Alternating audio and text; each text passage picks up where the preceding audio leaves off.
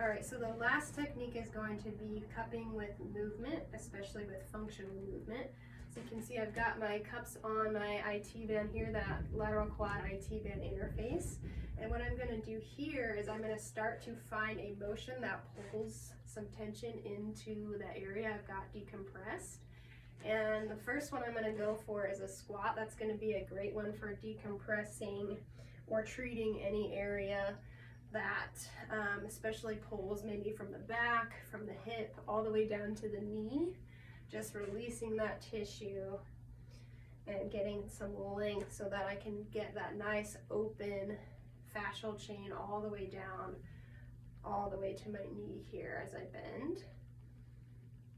And then I can also add in, see this pulls to it pretty good, but if I come into that motion and then add a little pivot, I'm also elongating through that IT band, adding a little stretch through there. That gives me even more tension into that cup. So I'm going to oscillate off and on there for a few.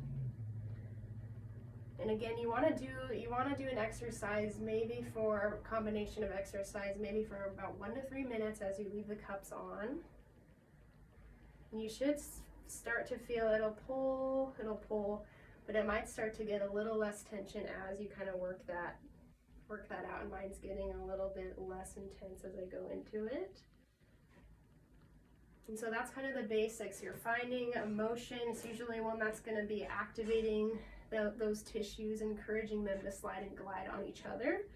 You're going to find that motion with whatever area you're working on. Could be arm, could be like a bicep curl. Anything that you feel pulls tension into that area.